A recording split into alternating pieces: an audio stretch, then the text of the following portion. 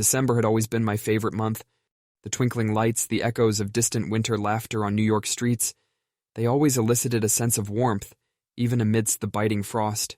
This year, though, as I walked through the snow-laden sidewalks of Manhattan, my heart echoed a different kind of warmth. I was relishing a newfound comfort not in the familiarity of the city's seasonal transformation, but in my identity as a full-time artist. A journey that began as a challenge, a task to find solace and stability in the uncertain world of fine arts, was finally gaining a solid ground beneath my feet. The swirl of colored layers on palettes, the echo of brushes moving rhythmically on canvases were no longer mere facets of my work. They were snapshots of my life's steady rhythm. And even as my footprints dissolved in the overnight snow, my mark in the art world was finally imprinting a permanent footprint. A name, Andrew Green, that was beginning to be associated with the artist of the decade, an honor and affirmation that I had only dared to dream of during my days at Yale. Behind my eyes, tired yet vibrant, reflections of the past and dreams of the future intertwined into a beautiful montage of my journey so far.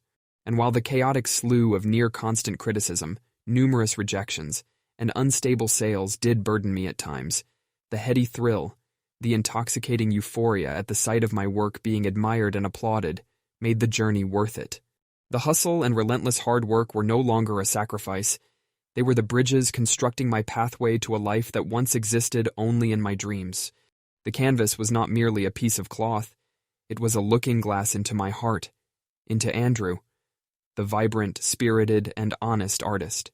As the chill of the night pierced through my jacket, sending shivers down my spine, my heart was ablaze with a heat of its own, hot with passion, radiant with success, and burning with an undying love for art.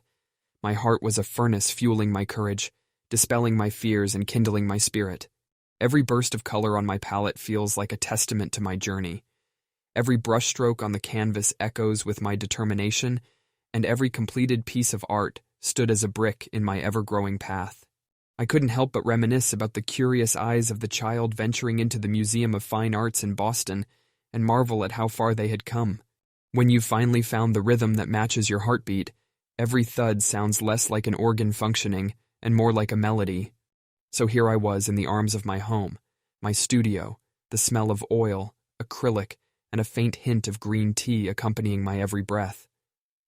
In the tenderness of the winter season, my solace wasn't found under warm blankets or in front of fireplaces. It was amidst the chilly air of my studio. I felt at home. As I peered out of my studio window, overlooking the snow-clad Central Park, my heart chimed with satisfaction, sounding a promise of infinite more winters spent in the warm embrace of my art, of dreams turning into reality. As I found solace in my identity as an artist, the turbulence of my previous life, corp jobs, breakups, fights, began to mellow into the background. My easel, swirling palette, the quiet hum of brushes moving steadily on canvas, each was no longer a mere tool of my trade, they were reflections of my existence. With every stroke I painted my reality, and as my footprints disappeared behind me, buried under the flurry of winter's charm, my name started to etch the history of art. Andrew Green. That's right, my name was finally taking its deserved place, up there among the celebrated artists of our times. The artist of the decade wasn't just a title anymore, it felt like a crescendo, a dream that was turning into reality after years of relentless perseverance. The echoes of my lectures from Yale seemed distant now, fading into the sounds of applause and admiration that filled my days. Looking out of my studio window, as another snowflake touched down on the ground, I took in the beauty of life's phases. Once, I was just a boy, visiting art excursions with wide-eyed enthusiasm, collecting cobwebs of dreams in my mind's corner. Then I became a man with a fine arts degree, grappling with the daunting world of corporate jobs, unsure, insecure, yet hopeful. Then came the period of great turmoil, of restless nights and brewing self-doubt, decisions fueled by a burning passion, led by the heart. And now here I was, standing on the precipice of my dreams, looking out to a world where I was Andrew, the artist. In the reflection of the frosted window, I found a man content with his choices and grateful for the journey. Every setback, each failure, it all made sense now. The constant undercurrent of criticism, the multitude of naysayers, no amount of them could dim the luminescent halo of success that was fringing my world now. The thrill of showcasing my art, the ecstasy of my work being well received, the joy of creating, every moment an intoxicating dance, every day a captivating rhapsody. The hustle, the spotlights, the deadlines, every bit of my life as an artist was a testament to my passion for art and how it powered my existence. I felt alive in ways I never had. As winter solidified its hold on the city, I could feel a fire in my heart, a blaze of passion stoked by my love of art. It was a warm, comforting glow that replaced the uncertainties of work, relationship woes, and self-doubt with a light that illuminated my path. Each paint-stained thumbprint, every abstract expression was a beacon of hope, guiding me towards my destiny. Submerged in the delicacy of my art, I felt a serenity that ran deep into my bones. The chill of the winter night felt less like a sting and more like a whisper, a quiet reminder of the multiple winters of discontent that had nurtured my art.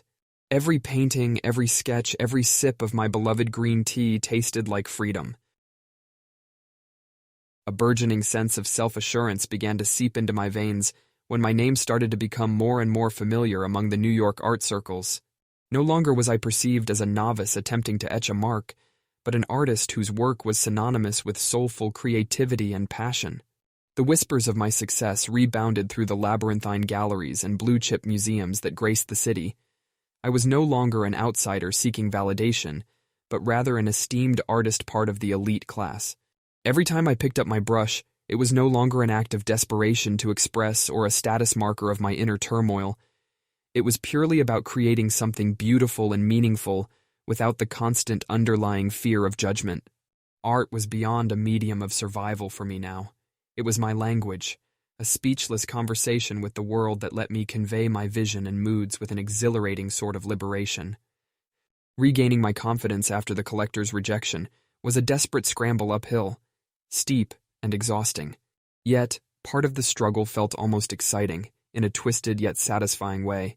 Overcoming this hurdle that once would have brought me to my knees in self-doubt felt triumphant, and my evolution as an artist became more evident in my mind. The charisma of my work was not a result of mechanical labor over the canvas.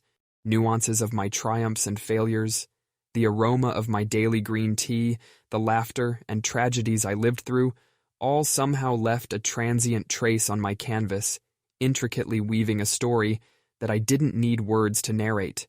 The paintings spoke for me, reciting sonnets of my journey, marking milestones of my evolution, a silent testament to the man who once was and who was now. Each day I woke up, not to the rigid structure of a corporate job, not to silent screams of creative frustration, but to the lull of my studio, my own little universe. Each corner of this sacred space was filled with my narratives and sketches, and every wall witnessed my transformation. Every sturdy brush I possessed, every vibrant smear of paint, was a trophy of my endurance. The exhausting, sleepless nights, heart-stopping moments of pure artistic ecstasy, underpinning doubts and apprehensions, all faded into an enchanting symphony that played the soundtrack of my artistic journey. In hindsight, I come to realize that each fragment of my chaotic past became a stepping stone, leading me to the artist that I had become. The tumultuous waves of life no longer threatened to capsize me. Instead, they became my rhythm, guiding me through the vast ocean of my artistic pursuit. Every storm weathered was a muse that transcended into a harmonious dance of colors on my canvas. My art was a vessel, a conscious choice that entailed moments of serenity and storms of devastation. My new series, however, was a work anchored not in anguish or despair, but an exploration of a universal emotion, isolation. As I painted each piece, I felt a strange sense of kinship with my work, seeing reflected in each stroke human experiences that each of us, at some point in our lives, have grappled with. The series dwelled on the concept of being alone, navigating through the nuances that one confronts in their solitude. This wasn't to depict desolation, but rather to unmask the immense power and resilience one discovers within oneself in moments of isolation. In a sense, my series began to remind me of my journey. The towering skyscrapers of personal barriers I had had to surmount on my path, and the staggering walls of rejection that could have easily sequestered me into a choppy sea of self-doubt. Yet, I found myself standing tall amidst these ebbs and flows, using every ounce of my grit to build an arc out of my resolve.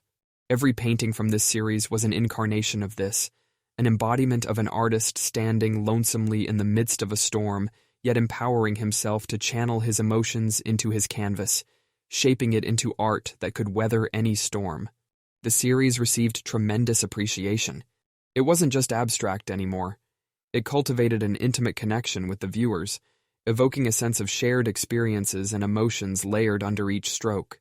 The raw authenticity of the depiction of isolation resonated with the audience, and their responses, positive, negative, or simply contemplative, began to weave the story of my breakthrough in the art world. It was a form of acceptance I hadn't anticipated, a reaffirmation that my art could touch lives, and that I was not just an artist, but a storyteller. My depictions of solace in solitude, my unsaid narratives of strength and resilience found within isolation, were finally understood, maybe even embraced by my audience. In the din of chaotic thoughts, I found a muted crescendo of contentment. I was evolving as an artist, and my work was a living testament to it. Awards and praise followed. The viewers found my work provocative, generative, and powerfully of the moment, as it seemed to implicitly respond to the shared experience of living through a pandemic. Within a span of a few weeks, I was no longer another name in the art world trying to find my footing. I was becoming a sensation. My work splashed across art magazines and critiqued in art forums. This unexpected acclaim was not easy to digest. As an artist, I was programmed to handle rejection, to transform it into inspiration for my next piece. But this overwhelming appreciation was a new territory for me. Yet, somewhere amidst the praises, a new wave of self-assurance began to seep in. Remember that buzzword, resilience? Yes, it's a cliché we all lean on, but it truly roared to life in my journey at this moment. I discovered resilience in my sobriety as an artist, in my quietude within the bustling city of New York, and in my will to pursue art relentlessly, despite the countless rejections that had previously threatened to drown me. I recognized a newfound strength in myself, an ability to turn tide by remaining rooted in my passion. It wasn't just about resilience in the face of rejection anymore. It was now about resilience in welcoming acclamation, learning to accept praise graciously, to absorb it, reflect upon it, and let it nurture my creativity. It was about resilience in retaining my artistic ethos amidst the torrent of appreciation, to not let fame dilute my passion and authenticity. Every artist dreams of the day their work is finally understood, respected, and embraced. For me, it was happening now. The fear of fading into oblivion, of my art fading into the shadows, was no longer daunting me. The colorful, complex tapestry of my life was reflected upon my canvas. The solitary bristles of pain, joy, ecstasy, despair, and resilience were all interwoven into it, strike by strike, shade by shade, and the world was appreciating it. With every acknowledgement and word of admiration, there was more than just validation of my skills. There was acknowledgement of my journey, of my struggles and my victories, my deeply personal narrative of resilience and audacity given form on canvas. The culmination of my struggles, my persistence, and my artistry were on full display, and I was ready for whatever came next. It was a surreal moment, where acknowledgement from others helped me accept my own worth, not as an affirmation of my skills, but as a recognition of the multifaceted journey I had treaded. From a young, clueless graduate trying to juggle his passion and job, to a committed artist surrendering himself to his craft and creating narratives through art. Every public appearance seemed to be a celebration of my art. Galleries opened their doors to me, collectors were bidding against each other to own my pieces, and curators were planning their schedules around my availability. The art world, which had seemed so daunting and unforgiving in the past, suddenly seemed to flow in my favor. Meanwhile, my studio became my sanctuary. The smell of fresh oil paint, the soft lighting, the piles of sketchbooks filled with half-completed ideas, it all became my refuge. There, surrounded by my creations, I felt completely myself. But even with all this success, there were moments of self-doubt. Days when I wondered if my paintings were too expressive, too raw, too revealing of my own insecurities. Could they comprehend the solace I found in every brushstroke? Would they understand the cathartic process that was involved in the creation of every piece? Yet I reminded myself time and again that art isn't about pleasing everyone. It's about expressing your own unique vision, your own unique self. As I looked around my studio, at my paintings that served as windows into my own soul, I realized that this is what it meant to be an artist. The agony and the ecstasy, the triumph and the defeat, it was all part of my journey. What they didn't know was that every time a piece of my art found a new home, it felt as though part of my soul had been understood. Every painting of mine held a piece of my life, my emotions and my stories that only a few could comprehend. Painting is a solitary pursuit for me, not solitary in the sense of being alone, but solitary in the sense of it being a singular, individual pursuit. One artist, one canvas, one vision. And yet it felt incredibly liberating when my solitary pursuit began to form connections with individuals around the world, when my narrative of resilience touched other human beings, resonating within their hearts. In those moments of universal connection, I felt vindicated in my choices. Despite the loneliness, the uncertainty, and the criticism, I had stayed true to my art and my vision. And that authenticity was what pulsed in every one of my paintings, connecting with the viewers, moving them, and urging them to embrace their own narratives, their own struggles, and their own victories. My work was soaring to new heights, and finally, I found solace in having my reclusive journey recognized. It was as if the very struggles that were a part of my art were being understood, honored, and acknowledged by others. By this time, I had internalized that being an artist, more than the appraisal, was about resonating on an individual level. My art wasn't just a random assortment of colors on a canvas. It was my resilience, my isolation, my victories, and my defeats, artistically presented. Each piece was a narrative of my existence, and to those who delved deeper, they were tales of how I had channeled my solitude into a vibrant work of art. Every time a painting got sold, a part of me rejoiced knowing that it had found a home where it would be understood and appreciated. They weren't merely adornments to beautify walls. They were pages of my life, of emotions I had felt, and stories I had lived. To me, they were like children, scattered about into the world, each carrying a part of my soul. People often mistake painting for a lonely endeavor. For me, each canvas was a journey embarked on its own. The quiet solitude wasn't just a necessity, but a subconscious choice. It was me, my canvas, my brushes, and my imagination. It wasn't dictated by the presence or the absence of anyone. It was a singular pursuit echoing the rhythm of my heart, and the echo was what breathed life into each painting. And then came those transformative moments, instances where my narrative struck a chord, got assimilated into the lives of the people, of strangers, binding us through the thread of shared understanding. It was beautiful, and nothing short of a miracle. My art, I realized, was about establishing these connections. Even if my work was able to move one person, to touch one life, it somehow made all the struggles, the heartbreaks, the uncertainty, the critiques, worth it. It had never been about pleasing everyone or forcing relatability.